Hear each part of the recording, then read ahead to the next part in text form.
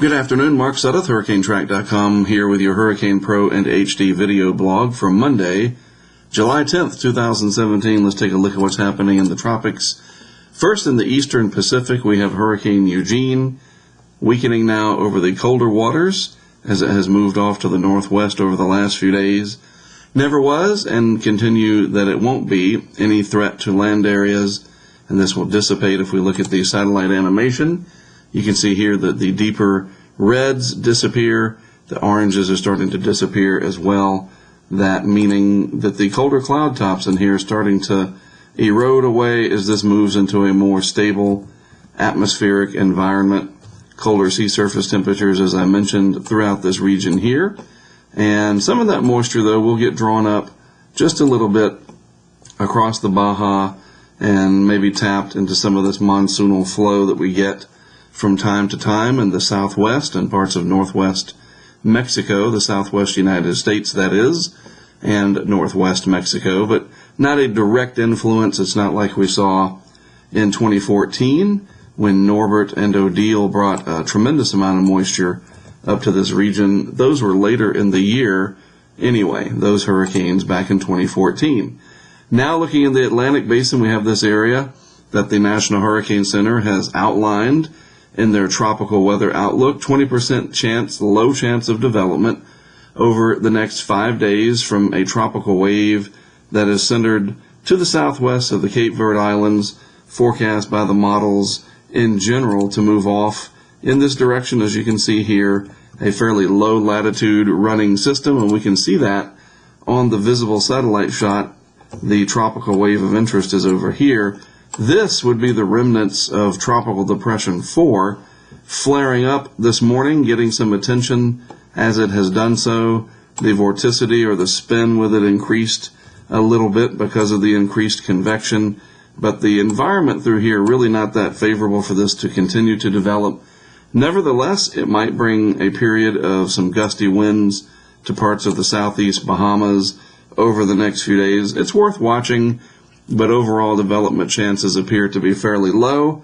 I don't see it showing up in the global models very prominently at all. And in fact, as it approaches Florida, and it looks like it will do so, it'll be just a weak system bringing some rain showers, maybe an increase in local winds and seas, but nothing too significant. Now, this is the next area that we're going to be watching very closely just now, coming in to the range of this particular sector of the Goes East satellite shot, and this will continue to move on steadily to the west with time. There's some dry air, as you can see right through here, and that's going to keep this from intensifying rapidly. But it looks like, at least according to the global forecast system, the GFS, it has been very, very persistent in developing this steadily as it moves off to the west, and we'll take a look at that in the latest run in just a moment. Here's another representation of that dry Saharan air layer coming off the coast of Africa here, but the system itself, the tropical wave, embedded in just enough of a moisture packet, if you will, that it's protected enough and is riding at a fairly low latitude down here. Water temperatures are nice and warm, above normal in most cases. So this has a fighting chance to become at least a tropical depression, probably by the time it reaches the islands over here, especially if all of this moves basically at the same speed. That is to say, as long as this Saharan air does not come in over the top and then surround this system, causing it to ingest that drier, more stable air. And in many cases, this air is warmer at the lower to mid levels, warm, dusty, dry air that comes off Africa. But yeah, this will be something to watch in the coming days. Another tropical wave coming off at yet a low latitude as well. And then there's more energy residing over the continent of Africa as we continue to march along in what has been a fairly busy season so far. No hurricanes yet in the Atlantic, but who knows, maybe that's going to change in the next week to 10 days. And I say that because if we look at the vorticity of the system out here, there it is. There is some energy associated with it. This is showing you what the spin and the energy is in the atmosphere, and this has been increasing since this came off Africa in the last couple of days, this vorticity signature going up And that will be important because as long as this continues to increase, it shows that it is not only hanging on, it's not just surviving, but it's thriving in this environment. And as such, the global models, especially the GFS, which is what we're going to look at here, can hopefully latch on and give us a reliable forecast. If we're going to have a hurricane or a tropical storm threat, we want to know as far in advance as possible, and we want the models to be accurate and not too wishy-washy. So this is the 12, and in fact not wishy-washy at all, this is the 12 UTC or 12Z run, and it's literally rendering out right now. I'm going to show you the next 5 days. This is our 000, so this is the initial setup.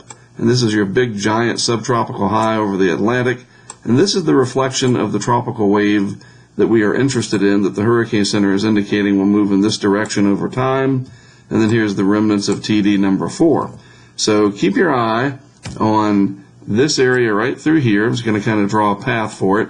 And then watch this area through here with this system as I animate this over the next 5 days. So you see, as we move through time, we're at about 24 hours out now. The system in the tropical Atlantic down here gaining vorticity, while the system over here coming through the Bahamas losing vorticity. So again, the system XTD4 I really don't think is going to do very much. So let's take the telestration away, and you can see at the end of the 5-day period here, if we look at the last frame of the animation, this goes right through the islands there, and that could be problematic. We're going to have to really watch this closely. Let me just go back and show you a different frame here, a slightly larger, what would you call it, a better formatted, higher resolution image over the West Atlantic at day 5. And we click on the 850 vorticity. That's about 5,000 feet in the atmosphere. We're going to look at just a single frame here, and I'm going to zoom in and show you what I'm talking about. So here we are at day 5. It has moved through the islands here, the Windward Islands, by this time. So we're talking about less than 5 days out, according to the GFS. Now, the European and some of the other models don't show anything to speak of. So this is going to be a very interesting situation to see if the GFS has detected the genesis or the birth of this system over all the other models, especially the ECMWF, the Euro, which really shows very little. So either a coup here coming up, another score for the GFS, which, by the way, for what it's worth, it did a very good job in detecting what would eventually happen with Brett, as Brett moved out of the deep tropics down here over Trinidad and Tobago. And this is only 5 days out.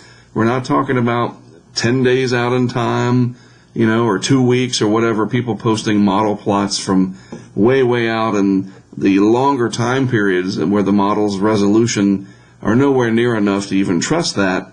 This is 120 hours out in time, and even before that, you know, it's approaching the islands, and it looks like it's strengthening through here. So we're going to definitely need to watch this. I'll be on top of it. You've got some great tools within your apps here with Hurricane Pro and HD, so take advantage of that. I'll be talking about it at hurricanetrack.com. Follow me on Twitter at Hurricane Track, Hurricane TRACK, and of course be sure you're following the Hurricane family of apps on Twitter as well. Very important, because we will be providing frequent updates, especially assuming that this thing goes on to develop.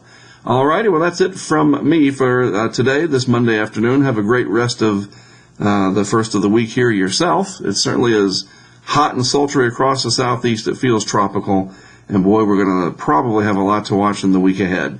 I'm Mark Sudduth, HurricaneTrack.com. That's my website. And for Hurricane Pro and HD, I'll be back with more for you tomorrow.